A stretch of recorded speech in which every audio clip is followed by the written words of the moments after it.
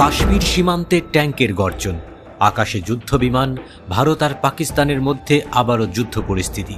পাকিস্তান যখন বিপর্যস্ত তখন ইসলামাবাদে আসার আলো। সৌদি আরব আমাদের পাশে থাকবে, কারণ পাকিস্তানের প্রধানমন্ত্রী শাহবাজ শরীফ এবং সৌদি যুবরাজ মোহাম্মদ বিন সালমান রিয়াদে স্বাক্ষর করেছেন এক কৌশলগত প্রতিরক্ষা চুক্তি। চুক্তির ভাষা যেন নেটোর অনুকরণ। বলা হয়েছে যে কোনো দেশের বিরুদ্ধে আগ্রাসন মানে দুই দেশের বিরুদ্ধেই আগ্রাসন। পাকিস্তানের দৃষ্টিতে এটি বড় ধরনের কূটনৈতিক জয়, ভারতের বিরুদ্ধে কৌশলগত রক্ষা কবচ। কিন্তু বাস্তবতা কি সত্যি এতটা সরল? বিশ্লেষকরা বলছেন না। ভারতীয় সংবাদ মাধ্যম ইন্ডিয়া টুডে জানাচ্ছে, চুক্তিতে ভারতের নাম কোথাও নেই। সৌদি আরবও দ্রুত জানিয়ে দিয়েছে এটি কোনো দেশের বিরুদ্ধে নয়, বরং আঞ্চলিক শান্তি রক্ষার উদ্দেশ্যে।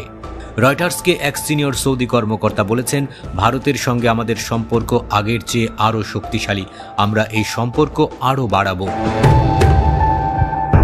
এখানেই মূল পার্থক্য। 2024-25 অর্থ বছরে ভারত ও সৌদি আরবের বাণিজ্য দাঁড়িয়েছে প্রায় $42 বিলিয়ন। ভারত সৌদি আরবের দ্বিতীয় বৃহত্তম বাণিজ্য অংশীদার। অন্যদিকে পাকিস্তানের সঙ্গে বাণিজ্য মাত্র $3 থেকে $4 বিলিয়ন। অর্থনীতি ও কৌশলগত স্বার্থের ভারসাম্যে তাই ভারতের বিপক্ষে গিয়ে যুদ্ধ করা সৌদির পক্ষে প্রায় অসম্ভব। তাহলে প্রশ্ন, চুক্তিটি কেন? উত্তর হলো, সময়টা গুরুত্বপূর্ণ। কাতারে ইসরায়েলের সামরিক অভিযানের কয়েকদিন পরেই এই চুক্তি হলো। বিশ্লেষকদের মতে বার্তাটা সরাসরি মধ্যপ্রাচ্যে ইসলামী দেশগুলো একসাথে দাঁড়াতে চায়। স্পেনের বিশ্লেষক ডক্টর বিলাল আফজাল লিখেছেন, পাকিস্তানে হামলা হলে সৌদি আরব ভারতের সঙ্গে সম্পর্ক ঝুঁকির মধ্যে ফেলবে না, কিন্তু ইসরায়েল যদি কখনো সৌদি আরবকে আঘাত করে তখন পাকিস্তান ধর্ম, রাজনীতি ও চুক্তির কারণে হস্তক্ষেপ করতে পারে।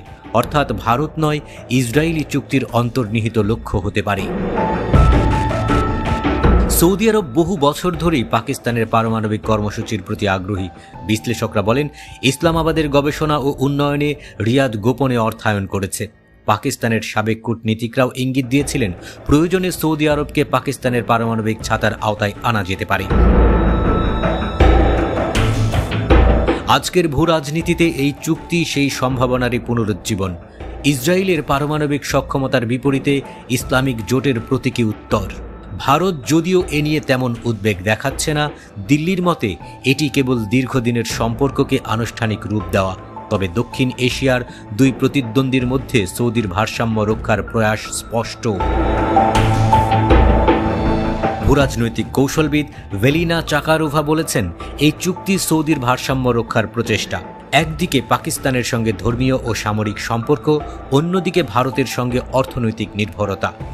বিশ্লেষক ক্রিস্টোফার ক্ল্যারি মনে করিয়ে দেন, ভারত ও পাকিস্তান 4 বার যুদ্ধ করেছে, অসংখ্য সংঘাতে জড়িয়েছে। সৌদি আরব অবশ্যই জানে এই সংঘর্ষে ঝাঁপ দিলে তাদের অর্থনীতি, কূটনীতি ও জ্বালানি বাজারে ভয়াবহ প্রভাব পড়বে।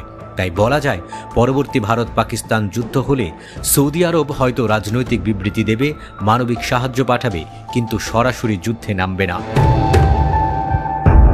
তবে বিশ্লেষণও সবসময় ঠিক কথা বলে না, সরল রেখায় চলে না। তাই দিল্লির বুকও এই চুক্তি দেখে ধুকপুক করছে। ভারত মুখে যাই বলুক, হৃৎপিণ্ডের কম্পন মোদী প্রশাসনের জন্য সামাল দেওয়া কঠিন।